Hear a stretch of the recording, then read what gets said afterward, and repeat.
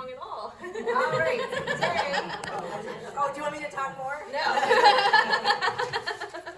Today we are lucky to have with us two new members of the governments of Lansing and Leavenworth who have just slid into their positions January or December? I was December. Yeah. January. Okay. So Councilwoman, Commissioner, Rebecca Hollister, Rebecca Hatcher, thank you so much for being here. And I've asked them to share a couple things with us, and then we can ask them questions. I asked them, what were you surprised to learn? Your biggest challenge, and then issues you want to take on in the next year. And then if you would, because I didn't prep you for this, but how can we help? What can we do as citizens of those cities to help you? Okay, so however you want to do it, you want to go first, you want to go second, what do you want to do? You want to go first? Absolutely not. Okay. Are we doing all three at once, or should No, we? let's go one. One's okay. All right, Okay, can we perfect. start with the first one again? I'm sorry, what was Oh, first one was, what were you surprised to learn? Okay. So for me, hi, I'm Rebecca Hollister. So for me, my biggest surprise, and it's continuing to be a big surprise, is actually things related to COMA, the Kansas Open Meetings Act, which is very bizarre. But basically, so I knew it as, yeah, like a majority of commissioners can't meet without there being like a notice, and I was like, yeah, whatever, who cares? Because I was like, that's obvious. What's not obvious is that it also can include social media. So there's a serial meeting component where, for example, because during the campaign, I mean, I'm good friends with pretty much all of the commissioners, so we would always kind of be hyping each other up, commenting on each other's things. And we found out that if I made a post and Joe Wilson likes the post, and then Holly Pittman comments on the post, that could be considered a COMA violation depending on what the post is. If it's me talking about my cats, that's fine. If it's anything that could be related to discussing city business, that might be a violation. And with social media being more rampant among campaigns, as it should be, and among everybody, that's made things really complicated. So I have to be watching that all the time. And not only that, but COMA also applies to like committees and subcommittees. So for example, if I want to attend the homelessness task force, I have to either make sure that 2 other commissioners are not going to be there, or we have to publish a notice that perhaps a majority of the commissioners will be there, which is a little more work for the county or for the city clerk. I mean, it's not egregious. But it also kind of, I feel like, makes people kind of say, well, why? You know, it sounds like there's something happening there that's not happening there, when really I just want to know what's going on with our homelessness task force. So while I'm not obviously opposed to COMA because it is important for transparency, it's been kind of a roadblock for me, especially with like the Core Civic Oversight Committee coming up, because more than 3 commissioners also can't, or 3 or more commissioners also can't attend that without notices and stuff. So it's really kind of balancing, okay, are you going? Like, hey, if you're not going, can you let me know so that I can go? I mean, it's just, it's that part has been a little bit surprising and a little bit frustrating at times. So I'll do one more positive one that's surprised me is there's a lot going on in this town. Like, I knew that from the campaign, but if you are looking for something to do in this town, I have things to do in this town all the time, like, which is a very good thing, but like there are so many events and so many things going on that like I really wasn't even aware of during the campaign. Like, so many people in this town who have events or initiatives, or they need volunteers, or I mean, there's just so much to get involved in with this town. And so my calendar is just absolutely booked, which is wonderful. And so that also kind of surprised me, because I feel like sometimes you hear like, oh, there's nothing to do in this town. There's plenty to do. Oh my gosh, there is so much to do here. So I'll stick with that. It's really hard to top you. I'm sorry. I'm a yapper. So I would say, like, I mean, it's Leavenworth versus Lansing. Lansing, I'm walking into like a boys club. Yes. Very different dynamic here. I would say the biggest, so like, starting off, I would say I knew what I was walking into, and like, some of the councilmen are very friendly, and then some, maybe not as friendly as you would think, so, and I wouldn't even say it's necessarily like the people that I'm sitting at the tables with, like, some people are just not nice, and it's not the citizens. Citizens are lovely, it's just some people, I don't know, like, but God bless them is all I gotta say. But you don't wanna be like riled up by them either, like, don't let it get to you. I mean, I'm like a stepmom, I have a full-time job, like, I have other things in life, and so like, I can't let this one or couple people rile me up and get me off my targets. So I'd say I've had a little bit different experience, cause it's not as welcoming. I mean, Lansing's welcoming, but like, I've had a couple little hurdles with that. Another thing that I didn't realize is there, you know, with exact private emails, like when it deals with taxpayer funds and you have to go to an exec and there's confidentiality, like that's taxpayer money, but you can't like openly discuss that with the public. So I'm like, wow, this is wild here. But again, you can't like discuss it. And so there's a lot of things I was expecting to deal with, but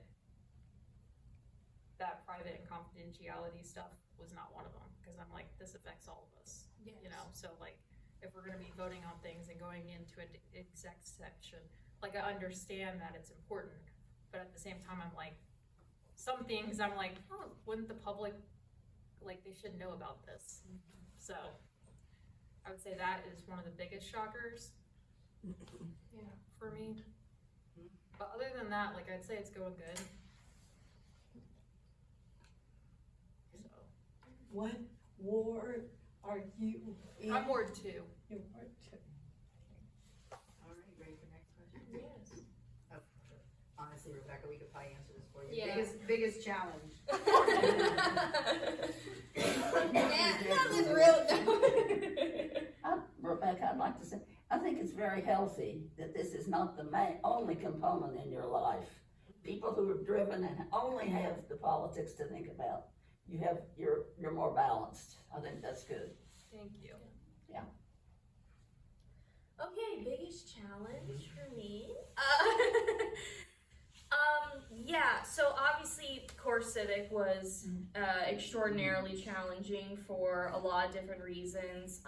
I was told by a lot of people in the city who've been there for a very long time that it was probably one of the most complicated issues this city has faced in recent memory.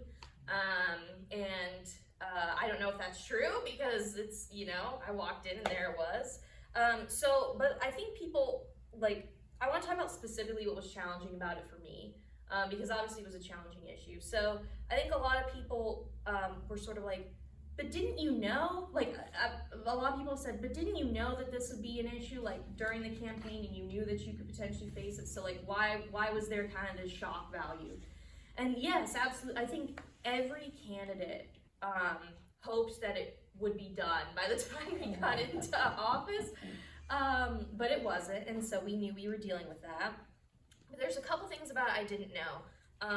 Rebecca's absolutely right that there are things that take place in executive session that for various confidentiality reasons the public cannot know about, and for us it was because we were under a legal battle, so we cannot just have our legal strategy or anything like out there on recording, because then they could watch it. And so of course, as a candidate, those kinds of things are absolutely impossible to know.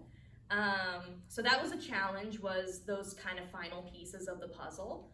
A second challenge for me was I sort of said to myself, okay, obviously personal Rebecca does not want that facility in our community.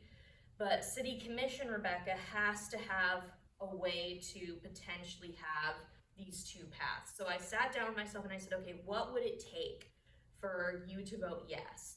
And so I went through the special use permit, which outlined in its original form 16 conditions, and then a 17th condition was added. And I went through that. I went through the language and I said, here's what I would want to change. So I wrote down everything that I would want in an ideal world from that permit. And then I went through that and I said, okay, what are my musts? so then I like put down my musts, and I sent that to our city staff and city attorney. And it was challenging because a lot of it was not because they were trying to like sabotage anything, or not because they weren't trying to be supportive of me, but because they were being realistic. A lot of it was, I don't think that's a good idea legally. I don't think they'll go for this. Like, I think this could be problematic. So it was just kind of like, no. And I was like, oh gosh, okay. And a lot of that happened very quickly. And then the February 24th meeting, which was the meeting where the bulk of it was discussed, because for some reason we have to do like a first consideration and a second consideration, which is very odd to me. But I guess that's fine. That's what happened. You know, there was also an emotional challenge to it. It wasn't super clear on the video of the meeting, which is fantastic, but I did get emotional, and I actually, at one point later on in that meeting, asked to take a break, and I went outside and I had a panic attack. And it was kind of funny because the police had to like accompany us at all times, so this poor officer was just like, like just, I did not perceive, and I was just absolutely losing it. And the thing is, I'm super sympathetic to anyone who finds himself in that information. Panic attacks for me are not common. That was maybe the 5th one I've had in my entire life. And so, but it cannot happen again for me, personally, in this role. So, we have to be, I've said this before and I'll say it again, we have to be the voice and the vessel. So like if somebody wants to be upset with us, that is our job, like, is to contain that and still be able to move forward. And I failed on that front. And so I was, and it may sound harsh, but I was disappointed with myself, and I'm like, that absolutely cannot happen again. So that was challenging. And then the final challenge, and I promise I'll stop talking, but the final challenge with it for me was, you know, I voted I voted differently than my fellow commissioners. And when it's a little odd when we're at large, so we all represent the same area. So it wasn't like I could say, well, for, you know, my area or my ward, this would be better. Something singing. No, that's that song. Oh. I heard that. Interesting. City facility, right? No, okay. Can you work on that one? Yeah.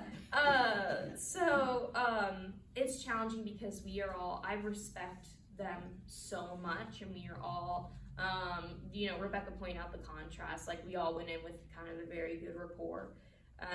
And it's almost harder to disagree with people that you like and respect than it is to disagree with people that maybe you don't like or don't respect. And so that presented a lot of challenges as well. Challenges that I think we're all still working through. But things have calmed down a little bit. This oversight committee is happening, which I'm happy that we got that. That was one of my ideas as well, and it was so I'm really happy. And when I say that, it was a lot of commissioners' ideas. We all were pretty much in agreement that had to happen. So yeah, those are just a couple highlights of the personal challenges for that situation. But obviously that doesn't even begin to cover all the nuts and bolts of the situation. So yeah, it was very challenging. May I ask, are you on that committee? So the 2 commissioners who are on that committee are going to be Nancy Bowder and Holly Pittman. And are there any Sisters of Charity on there? I believe so. So the names are going to likely have to be published at some point. I don't have that. I was not part of the selection process for that. But I do believe that they are involved. I believe some immigration experts are involved. Carceral accountability members, other community leaders, but due to COMA, all of that will be, I think once we absolutely finalize it, that will be made public, is my understanding. You said due to, what was the word? COMA, the Kansas Open Meetings Act. So subcommittees fall under COMA. And the legislature actually made that very clear in this past legislative session. And so it will be, public at some point. Yeah. Some point soon. They just have to figure out, like, they have to talk to people and be like, yeah, you know that you're gonna be under coma, because people don't know about that. Like when you sign up for a committee, you know, it's not. We know when we were elected, but if you're just volunteering to be on a committee, you don't always know that. So there's some admin work that's being done. Is that all you fixed? That was it. Crazy. I would not want to be in your shoes. You could have been if we had been like, no thanks. So, I would say probably in Lansing, like, again, we do also have a lot of, like, nothing compared to Core Civic. That challenge was wild. I mean, on the news, public, you know, I mean, we have an issue in Lansing right now. We're redoing the comprehensive plan, and with the Chiefs Stadium, you know, 95% moving, you know, I don't know if it's fully official, but it sounds official, but I don't know. I'm assuming there's still things in the pipeline for the movement, you know, of them to be 8 minutes down the street from us.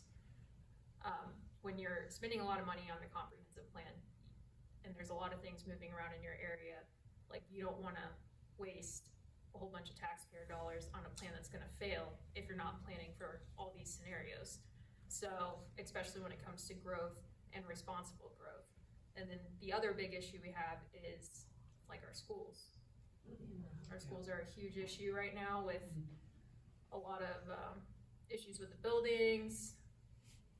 Like, it's wild, actually, the amount of things, because you want to bring more money in for the schools, but you're also trying to not offer a whole bunch of tax abatements if business potentially fails.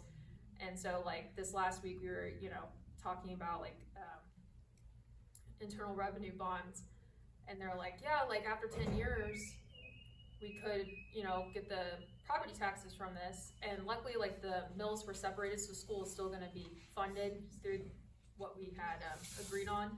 So it's a little separate. The city's taken a little more, I would say.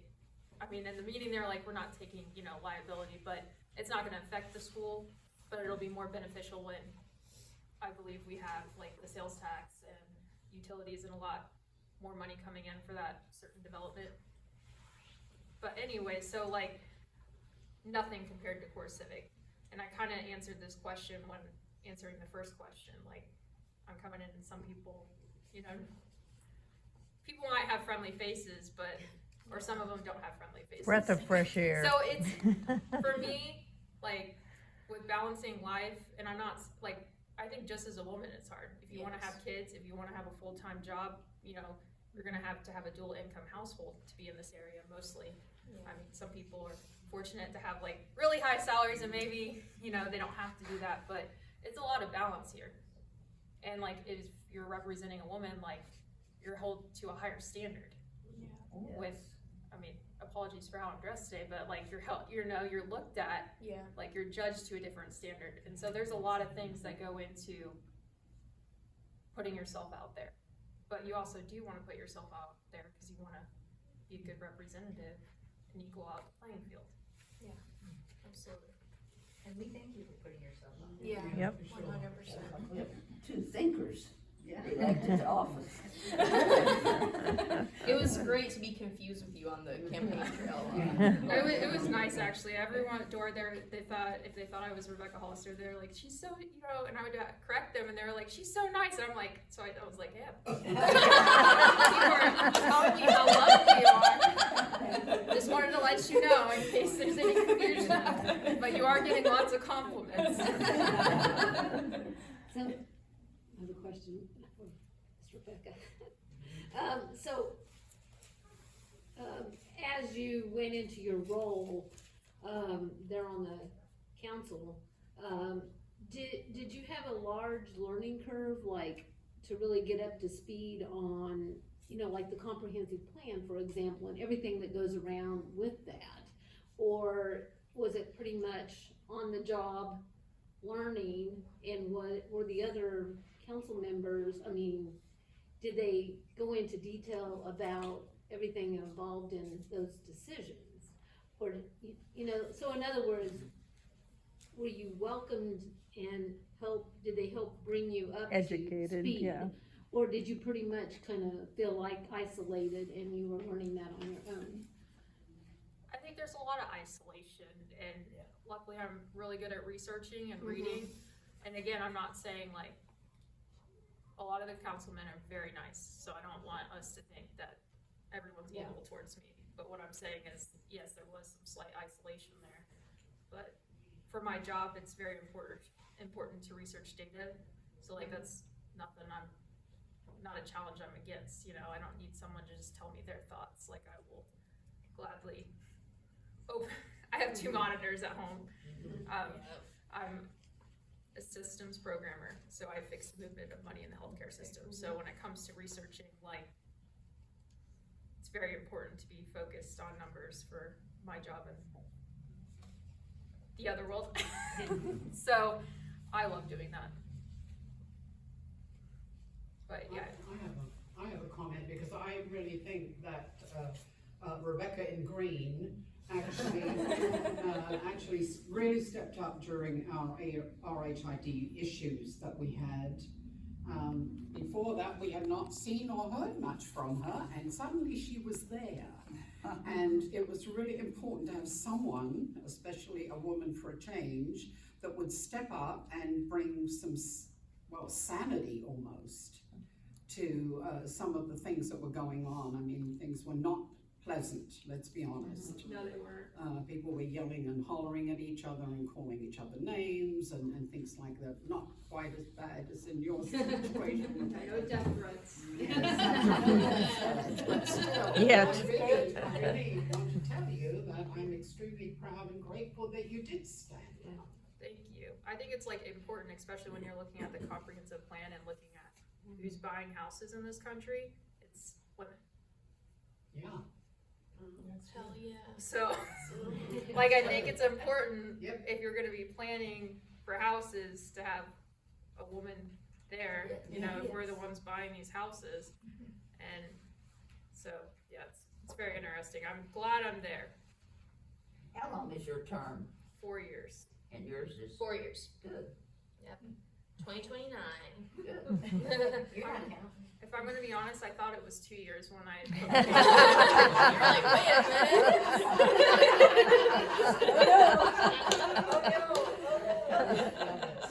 All right, how about the next one? She smiles. Yeah. What's your next, what are you thinking of the next year? What do you want to work on for the next year?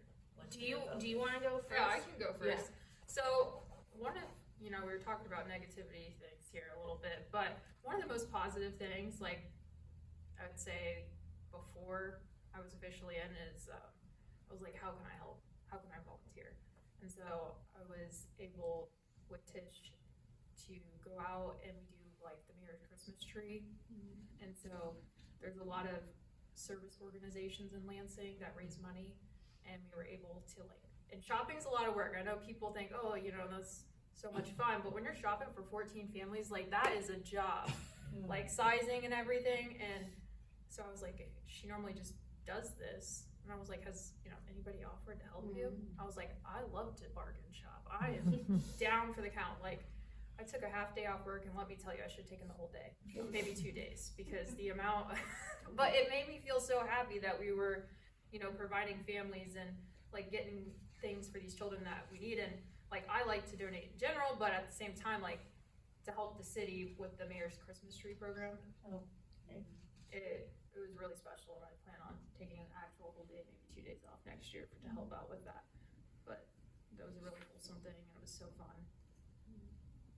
And then I plan on helping with like Earth Day this next week. But yeah, there's a lot of things I'm actually excited to help with, or maybe volunteer places where other people haven't volunteered yet. Yeah. So there's just a lot of opportunity there.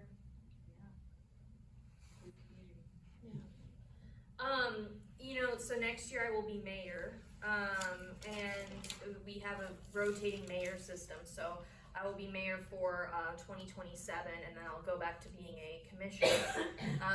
And so I kind of am trying to narrow like my focus to maybe one or two things that I really want to accomplish when I'm mayor.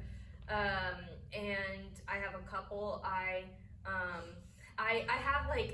have like kind of high reach ones, because you campaign here and you just hope to be able to get as close to here as you possibly can, but you sort of know that you're not going to get all the way here just in 4 years. One thing for me is the Business and Tech Park, which has been empty since 2018. And I always tell people that you sort of have to knock off 2 years from now because of COVID, because that was just very weird times, and I don't think anyone would be moving in. So, but still, it's empty in our community, and it's not generating much revenue just sitting there. And so I would really like to get a business in there. The city cannot like force a business to come in there, so there's kind of limited things the city can do, but I would also like to see if it's still feasible that a business might go there, or if we should look at using it for some other purpose. So I really would not want that to remain empty. And then, working on more affordable housing options as well, particularly if this Star Bond thing works out and the plaza gets redeveloped and Naples Field gets redeveloped. I think that will kind of have some opportunities for us to work on some affordable housing and figuring out kind of Leavenworth's running out of room a little bit, and so figuring out kind of where we can put things like that, or being creative. And there's a lot of organizations out there that are already being very creative with housing. We have some like Oxford houses, which are sort of like halfway homes in a way, but they're community homes that people who struggle with like addiction can be in. And so we have people in our community doing that already. And it might come to RHID at some point for us, that we haven't gone through that process yet. Our housing needs assessment is going to be finished pretty soon, and so we'll find out kind of what the community thinks that we need. So yeah, I have so many things, and I know that it's best to kind of just pick a couple when like you're mayor, because kind of you have this 1 year to kind of have a chance to do something. Questions? So many. Okay, now this one is for us. What can we do as individuals or a civic organization?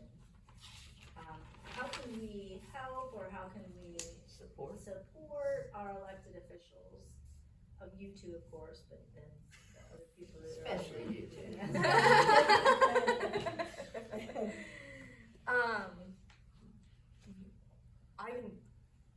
Okay. I didn't think. Yeah, no worries. The Leavenworth City, we have a ton of subcommittees and boards, and there's going to be vacancies on those, and I think there are already a couple of vacancies. So if you live in Leavenworth, please consider joining some of those committees or boards. You can look on the city website and then just submit an application. Because we really need people who are committed and who want to help the community on those boards. You could run for office at some point. If any of you are interested in that, that's always helpful. But I think beyond that, just, like you were talking about the creek cleanup, the fact that you guys are participating in that is so wonderful. So just any participation in showing up at city events and community events is always so wonderful. I love to see collaboration between organizations as well, and I think all of the organizations in our town kind of serve a purpose. And I mean, you guys are doing great. You're involved in the farmers market. Like I said, you're doing the cleanup, but so my strongest one would be these boards and committees. I really think that we need to work on getting more people to run for office in general. Like, nothing's gonna change if we don't get new people. I think, I'm not gonna do this forever, okay? I'm gonna throw it out there. I'm getting married Saturday. I plan on, potentially having children. Like, my life is gonna get a little crazier in the next, hopefully, 8 years, I'm down for the chaos and fun. But I think it's very important to be able to encourage anybody but the younger generation to get involved. I think that's gonna be a big issue in general, because it is hard. Like, it is hard to work full-time and run a household. Like, that's just the reality of things. Like, why would you want to take extra time out of your day? But the future is important. That's why I do it. But I do think that is going to be an issue for time management for some individuals. Especially, like, because I want to work hard because I want my kid to go to college. I want my kid to have their college paid for, to put money aside. So, like, I'm going to be working really hard, like, and I want my kid to have a good education. So, and to have a better future, like, there's a lot of moving parts with your own household, with your government, to make your children have a better future. So I do think it's important. I don't have all the answers for how we can do this to make it more appealing to younger generation to run for office, but we need to try. It's tough because it's so not appealing. Like, I enjoyed it, but like, if you think about the logistics, I mean, you gotta, and I don't know what your campaign was, all campaigns are different, all offices are different, but like, you have to raise money, you have to go out knocking doors. I know you did that, and so that's a lot of the campaign, and you have to accept that, like, some people are going to dislike you, some people are going to bring up things that, and that's what worries me too with young people, is that, we all have digital footprints now that we didn't have in the past, and so people are going to bring that up. And then, I mean, I would never ask anyone to feel sorry for any politician, so to speak, because that seems impossible. Like, it's our choice to do it, right? But it has become, my understanding at least is, years ago, running for a local office was totally different than how it is now. I just know from take running for state rep, for example. When I was like working on campaigns, your target fundraising was like $40K, okay, for a state rep. And now I've heard it's like $60 to $70K. And I mean, it's nuts. It's absolutely nuts. And so it's very hard, but it's so like rewarding. And then you have to deal with the fact that you might lose, and that's a whole emotional. I mean, we've never lost, but so far so good. But like, you have to deal with that. Like, you put your heart and soul into it, and you might lose. So it's very difficult, but it's so important. So like, it's absolutely. I mean, I agree with everything that she has said. It's absolutely challenging. Can I ask on the, both of you mentioned STAR bonds. Yeah. And both of you mentioned comprehensive plans. So how do you see the STAR bonds issues working into your comprehensive plan? So for Lansing, it would be the stadium that's very close to you. For Leavenworth, it would be the old mall area, which really kind of came from outside. And so they came from outside and are going to very much impact your future comprehensive plans. So a lot of times we say comprehensive plans and we never follow them. We always do them and we never follow them. So where do you see each of yours going? I'll go first. So what's interesting is that people think like I'm nuts when I'm like, hey, that Chiefs Stadium is going to affect their comprehensive plan. So like, people, think I'm over here being delusional. And I was like, I used to work in Power and Light District, which is 15 minutes away from the Chiefs Stadium, and I'd work games and serve alcohol down there, pay my way through school. And I'm like, Power and Light District was insane for traffic, insane for gas stations, I'd say a little more insane for like little fast foods before the game. So it was just straight chaos. And luckily, like, at least that was, I would say, more strategically off of 70. There's a lot of different ways to get into the stadium. If you see where they're trying to put the stadium right now, that is going to be very interesting for a lot of people. I'm assuming some people are going to try to utilize Highway 5 if they're trying to get to it from a different direction. They're going to, and we need the bridge repaired in Leavenworth, I think. So, it's just very fascinating to me how we can say that that's not gonna affect us. I'm like baffled, and I'm like, no, it really is gonna affect us. I agree. And we can either stay on top of that and plan accordingly, or we cannot plan and fail. And I think if we don't plan for it, we're losing out on business opportunities to help bring more money into our schools. So that's the other, like, thing that goes on in my little brain here. So I think it's important that we're not wasting the money we have put into this comprehensive plan, and it's important, actually what would be really important is if you guys were there to come to our little, we have like the fishing derby, and the comprehensive plan will be there, and they're taking comments from the public. So it is important maybe to come to some community events to help out with the comprehensive plan, because they will be taking comments from the community. When's that? Do you know? I just shared it on Facebook. Sorry. 2nd of May, I'm not sure. 2nd of May, I think that's correct, yeah. To community events, how does the community know about these? So I'm sharing them on social media, and I'm sure, like, I share things from Leavenworth all the time, so if even you're in Leavenworth, I mean, Lansing affects Leavenworth, Yeah. Leavenworth affects Lansing, so Absolutely. we gotta, like, tag team this issue, because, like, if the comprehensive plan in Lansing, how we stage development, will affect Leavenworth.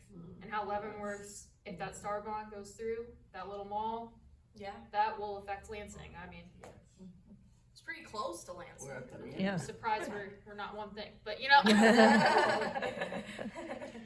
Very fascinating to me. Yeah.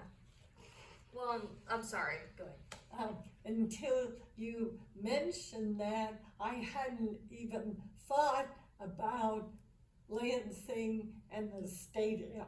So maybe start Start talking about it. the public Now- to think. The 8 minutes, yeah, it's 8 minutes from my house. I live off of McIntyre, Yeah. so I'm like, Wow. Wow. and like 5. You So I'm could like, sell parking spots. I am considering that. I'm like, how do I enhance my house? Luckily, Yeah. I got a lot of yards. Right. for- The city might not be happy if my yard turns into a parking lot. Might mess up the landscape, and we're trying to work on landscaping. Our last community, we're like, let's encourage nicer yards, you know? Yeah. That was brought up last meeting, so you might not be happy with that if I just wrote that. Don't come by my yard, please. Well, and I want to say too. I'll answer the Starbucks question, but she's absolutely right. Leavenworth and Lansing affect each other so much, and we just had visitors from Lansing a few weeks ago at one of our meetings to talk about Ride LV expanding to Lansing. So I'm excited that it looks like that's a possibility. There was quite the miscommunication blunder, and I apologize for. I don't know if you heard about that, but I wasn't. No, I didn't. It wasn't my fault, but I'm very sorry that happened. Basically, Lansing did not get this grant because there was some miscommunication, and the people writing the grant were like, "Wait a minute, you already have the grant," because they thought it was like for Leavenworth, basically. So, but we're fixing it. We're expanding. Hopefully, going to expand Ride LV into Lansing, which is going to be awesome. And so we're really excited about that. The Starbond thing. So we have not started our comprehensive plan. I have it at my house. Mike Griswold gave it to me. Shout out to Mike. So it's till 2030. We have not started the process of redoing it for 2040. Oh my god. So disturbing to think about 2040. Yeah. But the Starbond thing, hopefully on our end, ours will be figured out by the time we kind of get to that point, because it is chugging along. I think, we had that announcement in November, and I think a lot of people are like, whatever happened to that? No, it's still happening. It's just these things kind of take a long time to happen. So we're excited, and hopefully it's gonna work out. And I will just say that what I have heard that I'm not able to share yet is very promising. And so I'm crossing my fingers that that'll work out. And then of course that will shape our comprehensive plan. And even I was not fully thinking about the Chiefs stadium, but it's something that we all need to be thinking about. And Rebecca's absolutely right, spot on for that. Does that development at the mall, does it dovetail into the comprehensive plan as the plan is today? Yes, it does. So it wasn't that in the comprehensive plan. I don't believe there's anything specifically like, we'll use a Starbucks for it, because it used to not be possible to do that. They changed the law so that it did become possible, but certainly redeveloping that area and bringing business into that area absolutely was a goal. And so I'm very happy that it might be able to occur, but I'm not too happy yet because I'm trying to temper expectations, because you never know. So we're very hopeful that it will proceed as planned and that we will make that a vibrant area again. It also includes Abels Field. I get a lot of questions about Abels Field. It would also include that portion of it. So, and I know that needs to, I think, it was almost a trash transfer or consolidation station. So, That'd have been awful. yeah. It's hard to picture that. That was kind of before my time when they were kind of thinking about that. So hopefully this is a better use of that field. So fingers crossed it all works out.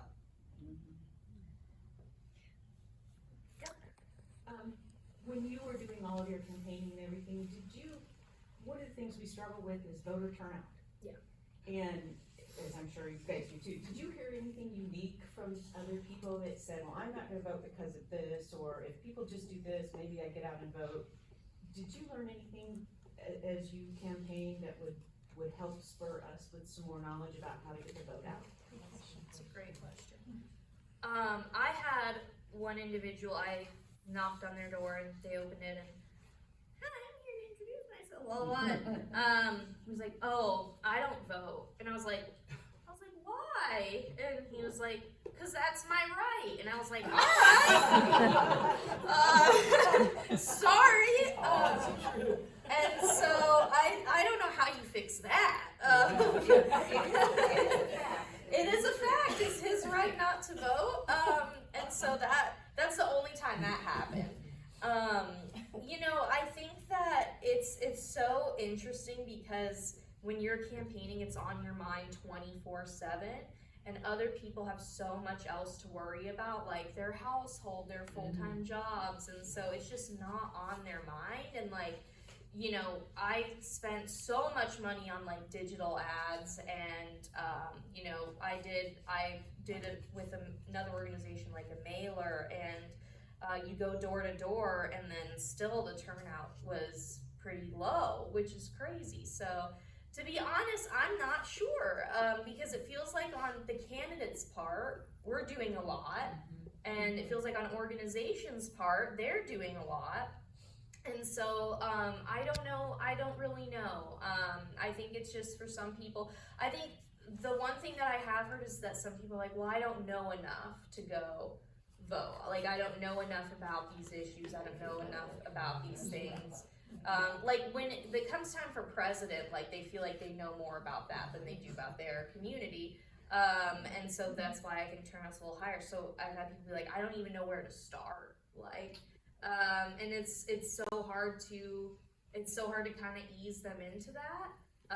And so, I'm hoping that I do City in 60, and so I'm hoping that kind of thing makes people more continuously aware of what's going on in the community, so that maybe they feel a little bit more informed by the time they go. But I think starting early is always good, starting with kind of continuous community outreach and engagement, because if you try and do it all at once before the election, then the question comes well, people kind of are well, it seems like you're trying to convince me to vote for one person instead of just presenting the facts. And so, but it's tough, and it's something that I know a lot of communities struggle with in off years, and I don't really know. I don't have fully the answers on that.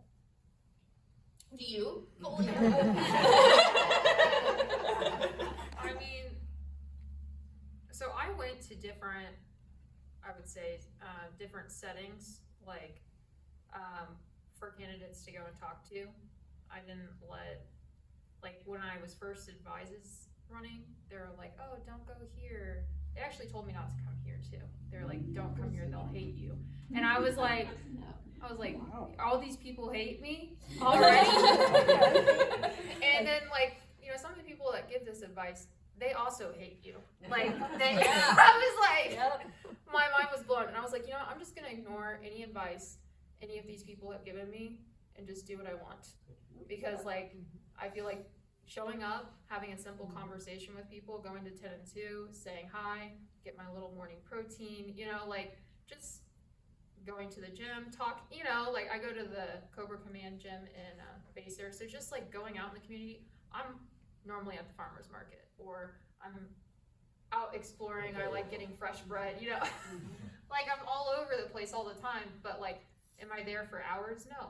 But like, if I can like just show up when I can and talk to as many people as I can, you know, that was a little bit of effort for me because I don't like to be the center of attention, but you know, it was a great learning curve for me, 100%.